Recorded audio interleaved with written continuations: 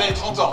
30 ans, ça a commencé donc en 1993. C'était Jean-René Girollet. Donc, 1993, création de la communauté de communes. On était 10 élus, un sud, un nord, 2 représentants dans chaque.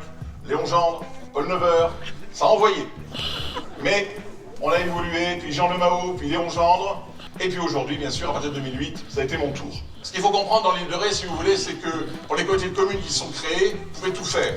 Il y a des compétences obligatoires. Mais la force avec les communes de l'île de Ré, c'est qu'on a pris des compétences facultatives. C'est que par des choix politiques forts, on a commencé à prendre des dossiers où les communes ne pouvaient plus faire parce que trop lourd, trop compliqué, trop cher.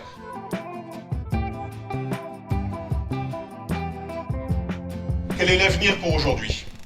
Le premier avenir, la seule stratégie, c'est toujours la même, et ça fait 30 ans que je le répète, c'est bien sûr le logement. Pas d'avenir dans l'île de Ré sans logement à loyer modéré. Le logement aujourd'hui à loyer modéré, c'est près de 1000 logements faits par les communes, c'est insuffisant, on en veut 2000. 300 arrivent, et c'est aujourd'hui 12% des rétés, je dis bien des rétés, qui bénéficient de loyer modéré. C'est compliqué, c'est difficile, c'est de la négociation, c'est des fois du combat. On a encore des appréhensions à avoir un logement à loyer modéré, tout simplement pour loger des rétés, qui sont ceux que vous retrouvez tous les jours dans les associations, dans la vie locale et à l'école. Et le premier projet qui arrive aujourd'hui, puisque 300 logements sont en route, c'est celui de Saint-Martin-de-Ré. Arrivent et sont lancés près de 25 logements du TOT3. Et donc nous le livrerons en 2025.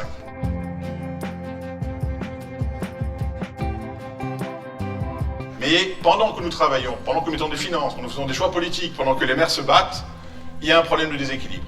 Ce problème de déséquilibre, c'est le meublé de tourisme. Louer pour les locations saisonnières, c'est normal. On doit réguler. On continuera à louer. Ceux qui ont aujourd'hui des propriétés continueront à le faire, mais on n'ira pas au-delà d'un certain chiffre. Parce qu'après, dans le surtourisme, vous ne reconnaîtrez plus votre île, et surtout, il n'y aura plus de permanents dans l'île de Ré qui ne pourront plus y habiter. La communauté de communes viendra aider financièrement la transition pour repartir sur le logement permanent.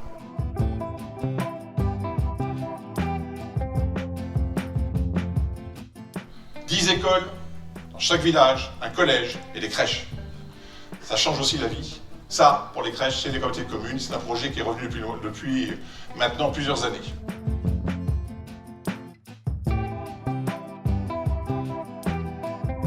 Et nous allons enfin pouvoir déménager la déchetterie du bois et remettre une renaturation et faire un petit projet de développement durable dessus, je vous en parlerai plus tard.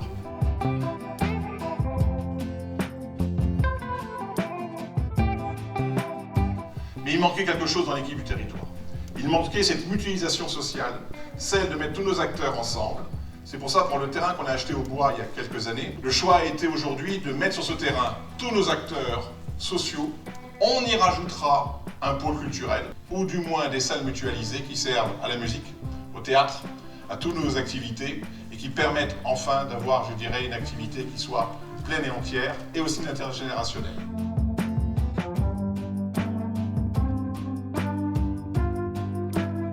Le choix de l'internat, et je remercie là-dessus le travail qu'on avait fait avec le département à l'époque, et aujourd'hui bien entendu, et aussi le travail qui a été fait avec le principal et son prédécesseur du collège, ça a été d'amener un internat. Ça a fonctionné. Mais pour ça, il fallait des sections sportives rares, ou qui amènent des personnes de l'extérieur, des personnes et des enfants qui sont prêts à faire des centaines de kilomètres. L'action sportive a été développée, et on l'a orienté sur les sports de sable et en particulier sur le beach volley.